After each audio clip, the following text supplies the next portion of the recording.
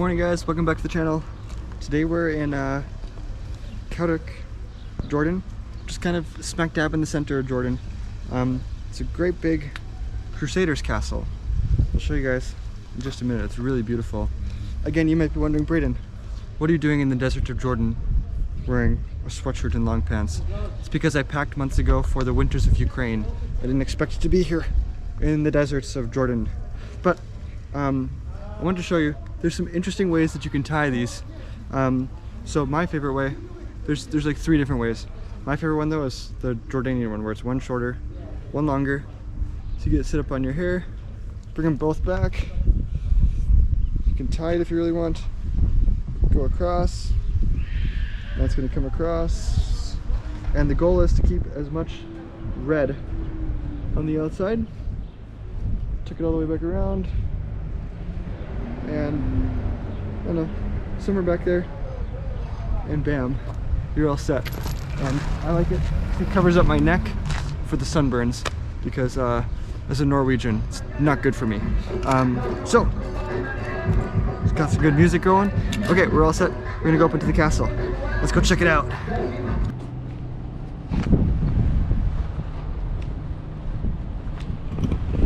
As is the Which case state? with, huh? Which state?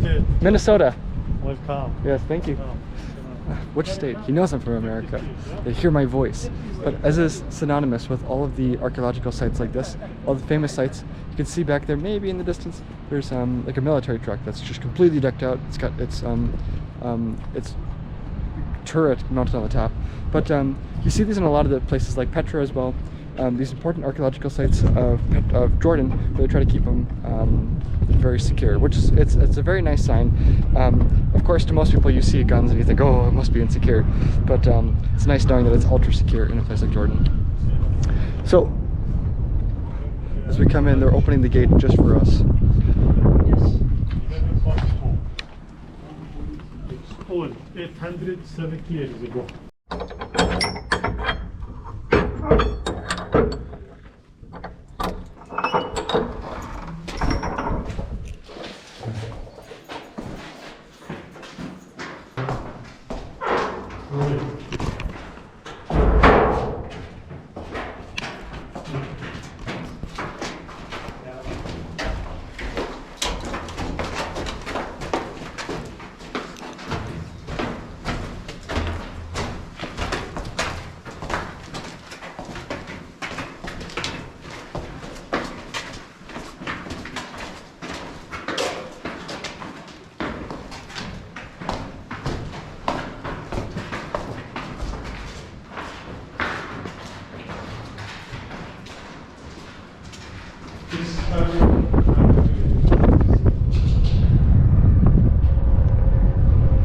This castle, I'm going to take off my sunglasses now because there's no more sun.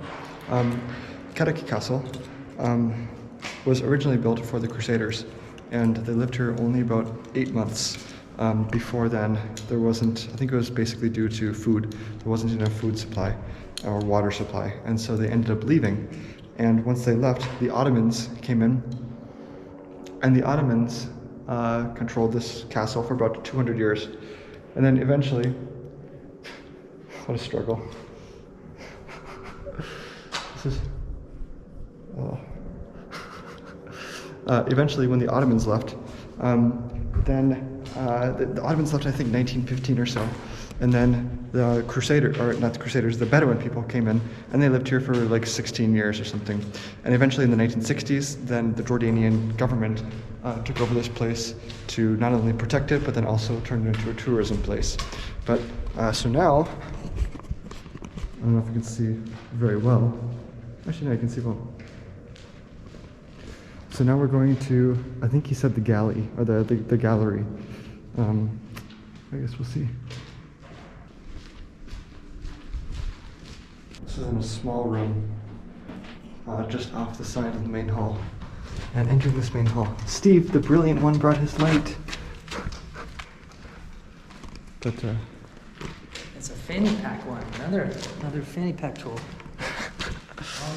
He keeps trying to convince me that you should carry a fanny pack, but I cease to believe him.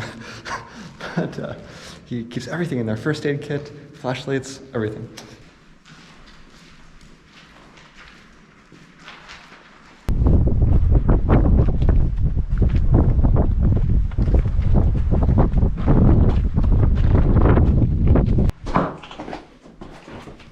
Let's show them here.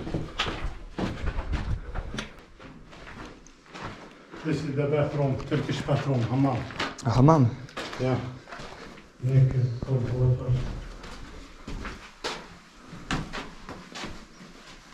I'll show it here. Ah. And the wood fire here in Big Vliet. Down. Oh. And cold water has come from this way. And this is the Turkish hanging room.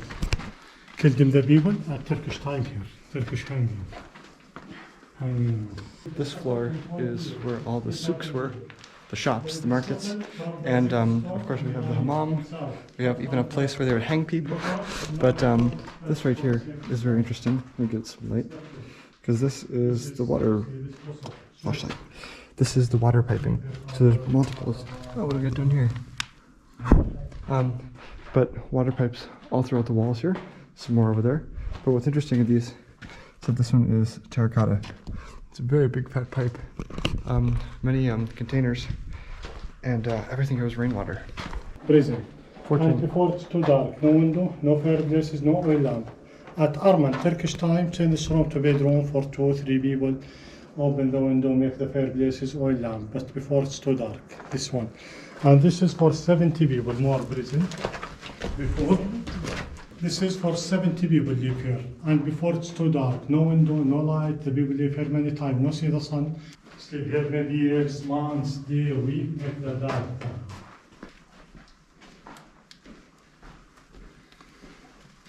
6, 1 day, 1 month, 1 year is maybe 1 week, one. Coming at the juncture of this spot, we leave the souk and come straight into the prison down there, and exiting the prison. Then this is Turkish design, but with some eyes, nose, mouth facing towards Mecca. So we're right that way. Mecca, of course, the most holy site in Islam. So of course they were very proud once it was taken over by Islamic forces then to put these pieces in that didn't exist before. Prior, it used to be, I should also clarify that the purpose of these Crusaders, the reason why they're here, is to protect the eastern flank of Jerusalem. Jerusalem, the temple of gold for them. That this is the second largest castle. There's one even larger in Damascus, a little bit north, but to protect the outer flanks of the most holy city.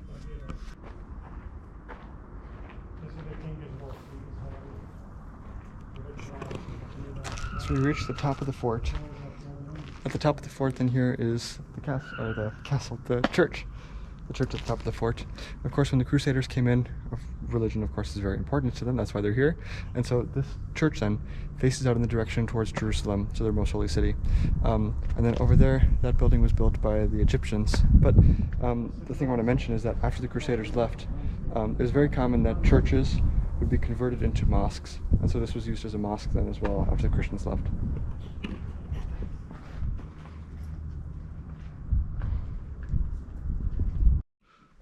So this is a big piece of You want the light? Greek. Huh? Yeah. Yeah. A big Greek piece that was brought in by the Crusaders, you said, right? And this is the kitchen, the VIP area for all the officers, the soldiers. This is where they would make the wine in Crusaders' times, but late. But then after the Crusaders left, it was used by the Muslims to create olive oil. And these, cooking, washing hair over here. And then right across the hallway is the officers' dining area. And this is their dining room. This is quite a nice dining room. I'd like to have one of these in my house. Got a nice view, militarized view, looking out on New Kadik. This is the old city of Kadik, the old part.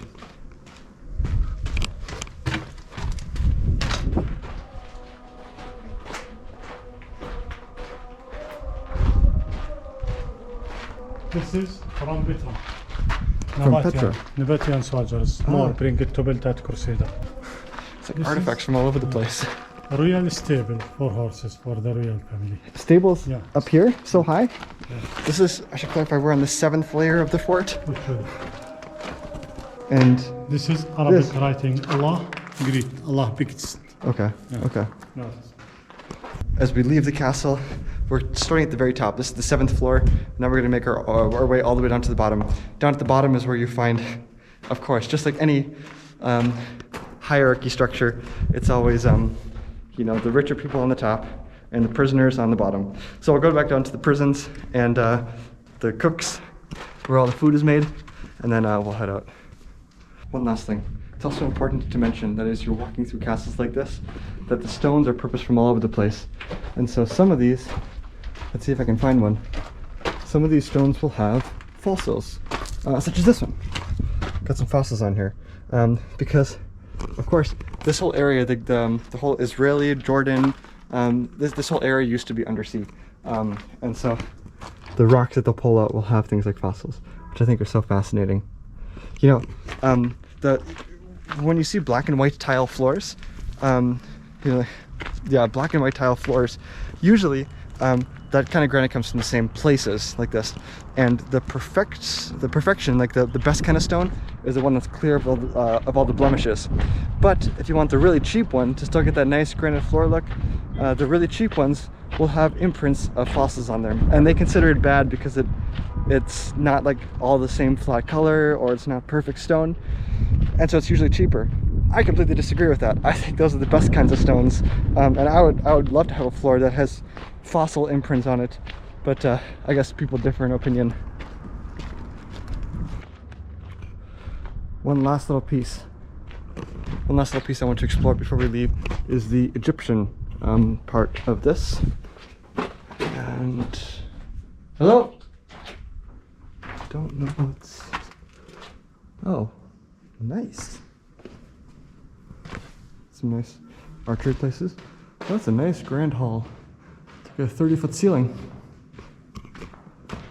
Again, it makes me question, what is it for? Probably a hall for dining or some purpose like that. There's some bedrooms over there that are obviously much smaller. It's very open.